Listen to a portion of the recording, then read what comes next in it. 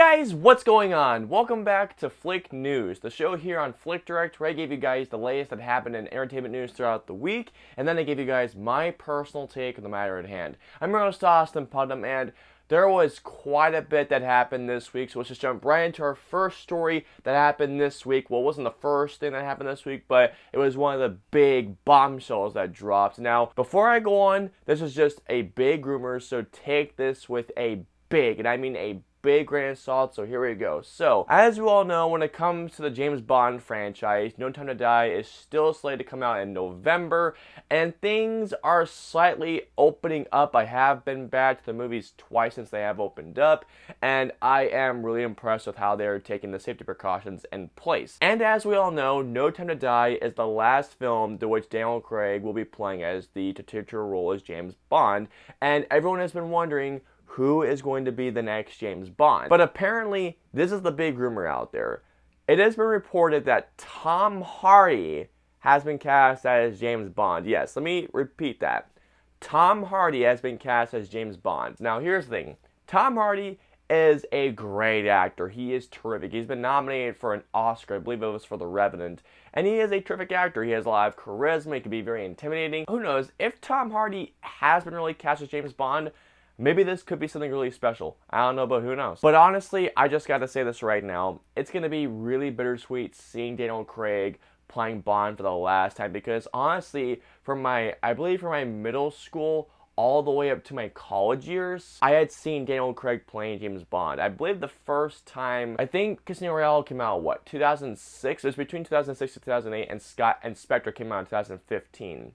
It's insane knowing he's been in the role this long. So it's gonna be bittersweet seeing Daniel Craig playing Bond for one last time, and I'm really excited to see what he brings to the role for his last time. So coming up onto our next news story of this week, well, it's not really a news story, it's more of an update. So as you all know, so this might be a really quick one just to let you all know, the Batman, I mean, I've been talking my praises. You guys must be getting sick of hearing me talk about the Batman, because I have been praising this movie for the trailer, for everything ever since I heard about it. But anyways, so as we all know, I believe it was last week or the week before that we reported that the Batman halted filming because Robert Pattinson had contracted COVID, the coronavirus, just after a matter of days of filming when they restarted filming. Well, it turns out that they're good at filming again, because apparently Robert Pattinson is clear of the coronavirus. And right when I thought of this, I just thought, wow, that was quick. I will say this, that I'm very happy that Robert Pattinson is feeling much better again. He must have tested negative,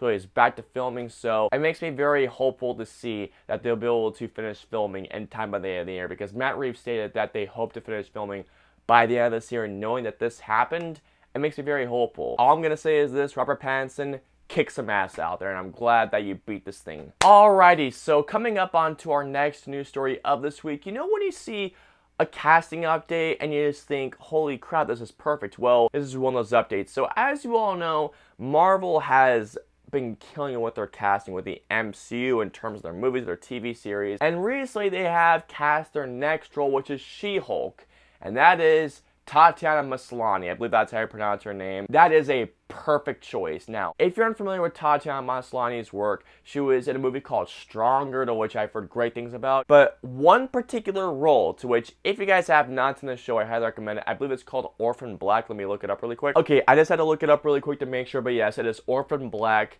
That show, it's really freaking good. And that is a role that Tatiana Maslany plays, in which she is required to play multiple upon multiple roles. Knowing an actor, or an actress I should say, of that talent that's finally been cast in an MCU film, I couldn't be happier for it. If you guys have not seen Orphan Black, check out that damn show. So coming up onto our second to final news story of this week, you know when you see a particular headline and you just think, what? Well, this was one of those headlines. I don't know about you guys, but I am a fan of Madonna. I think she is a very talented artist, though.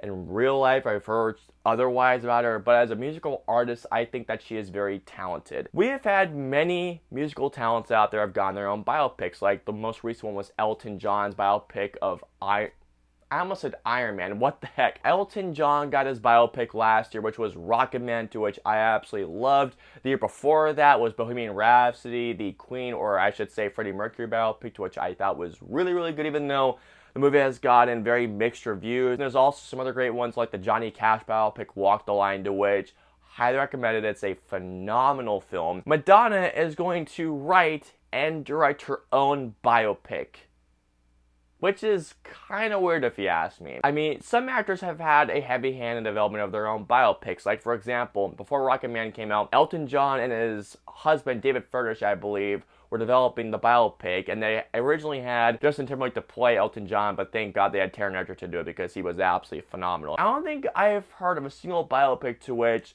the star, the icon, the person that they are basing it upon is directing and writing it themselves. I don't know if she's directed any music videos, but she has, you know what, the music videos that she has directed, if she has, I don't know if she has. I haven't done really research on this before, and I probably should have. So who knows? Maybe she could write a terrific biopic about herself and maybe direct a great biopic. Alrighty guys, so moving on to our final news story of this week. We have some trailer news that dropped this week, and this is a trailer for a show that I cannot wait to see because, I mean, I love the show so much, even though it's going into its second season, but the first season was amazing. So the first trailer for The Mandalorian Season 2 dropped this week, and man, oh man, I am hyped. I loved The Mandalorian Season 1. I mean, there were some missteps in the first season. There were a couple of episodes that felt more like filler than actual, you know, episodes that drove the plot forward. But otherwise, it was such a damn great show and more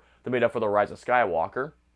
Had to throw some shade, I'm sorry. God, it looks so good. It looks like they're expanding the scope of the show a little bit. I am really excited to see where they take this season. I know that Jon Favreau is directing an episode, to which, hell yes. I think also Dave Filoni is directing an episode. I know Peyton Reed is. I know Robert Rodriguez is directing an episode, which that makes me so hyped to see it because Robert Rodriguez is an amazing director. It starts streaming literally next month, October 30th, the day before Halloween. October 30th, man, that's gonna be one amazing day. Cannot wait for The Mandalorian Season 2. Alrighty guys, and that is going to wrap it up for this week's show. Please comment down below and let me know, how do you guys feel about Tom Hardy maybe, and this is a big maybe being cast as James Bond? Do you think someone else could fit the role just as well? Also, how do you guys feel about Tatiana Maslany being cast as She-Hulk? Do you think she'll be an amazing She-Hulk, especially if you've seen her in Orphan Black? I can't praise that show enough. Also, how do you guys feel about Madonna making her own biopic, directing and writing? And finally, have you guys seen the Mandalorian Season 2 trailer? What'd y'all think? Let us know below. I hope you guys enjoyed this week's show. If so, please hit that like button, also share, and don't forget to hit that subscribe and notification bell for whenever the latest video from us goes live. If you guys want to see any of our previous 2 news shows, please click either right there or there. And of course, until next week's Flick News Show, we will see you guys next week. Have a great day and a great week, guys.